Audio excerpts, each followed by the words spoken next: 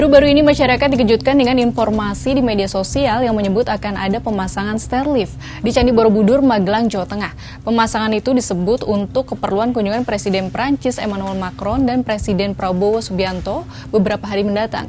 Pemasangan stairlift dari lantai 5 hingga lantai 8 diduga bisa merusak situs warisan dunia ini. Bagaimana respons pemerintah terkait hal ini? Padahal di sisi lain menaiki Candi Borobudur bukan sekadar aktivitas fisik, melainkan ada sisi spiritualnya. Pemerintah kita menyiapkan beberapa fasilitas untuk memudahkan kunjungan Presiden Prancis ke Borobudur. Nanti beliau akan ditemani oleh Presiden Prabowo rencananya. Kemudian menduga bahwa apakah ini merusak cagar budaya atau tidak. Teman-teman, itu semua dibangun dengan pengawasan dari Kementerian Kebudayaan dan tidak ada paku, tidak ada bor. Jadi hanya ditaruh. Didudukan, ditaruh aja. Jadi nanti ketika misalnya itu setelah selesai, itu bisa dibongkar dengan mudah. Hasan Nasbi menyebut jika tidak ada paku dan bor. Namun di video yang beredar tampak ada bidang persegi panjang putih yang dipasang di bagian awal dan akhir 6 pijakan tangga Candi Borobudur. Di bidang ini tampak ada 4 lubang kecil yang identik untuk memasukkan paku dan bor. Memang bidang putih ini terlihat tidak langsung menempel pada batu pijakan, melainkan dialasi bidang yang terlihat terbuat dari logam. Jadi benar tidak nih pernyataan Hasan Nasbi soal tidak ada bor dan paku? Apakah cukup kuat juga jika pijakan stairlift hanya ditaruh di tangga saja? Lalu Menteri Kebudayaan Fadly Zon juga membela soal pemasangan chairlift ini. Ia menyebut jika pemasangan ini lazim di situs warisan dunia. Apa iya?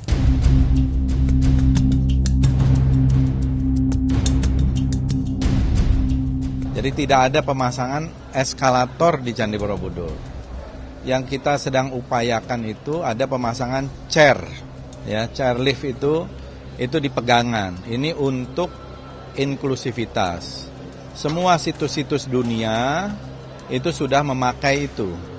Kalau kita datang ke Akropolis, ya, saya udah datang tuh ke Pantheon Akropolis di Yunani, itu memakai itu. Saya lihat juga di Sistine Chapel, itu kalau kita lihat di gereja Saint Peter di Itali yang juga merupakan heritage, itu juga memakai itu. Chairlift itu tidak masif dan tidak merusak, tidak ada penetrasi sama sekali gitu. Jadi saya tegaskan itu dilakukan hampir di semua situs-situs heritage dunia.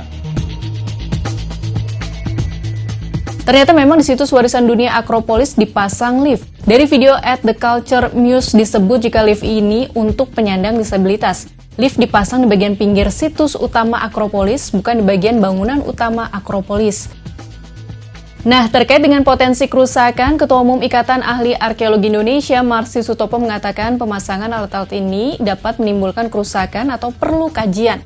Oleh karena Candi Borobudur sebagai warisan dunia, maka perlu kajian dampak sesuai ketentuan yang disyaratkan oleh UNESCO. Di luar soal polemik stairlift, chairlift, RAM, dan kunjungan Presiden Macron dan Presiden Prabowo, ada hal yang bisa sama-sama direnungkan sebagai pengunjung Candi Borobudur. Sejatinya naik ke Candi Borobudur bukan hanya aktivitas fisik semata, namun bisa dimaknai sebagai perjalanan spiritual. Secara visual, struktur candi mempresentasikan alam semesta, dengan bagian bawah melambangkan dunia manusia yang dipenuhi penderitaan dan bagian atas melambangkan surga atau nirwana.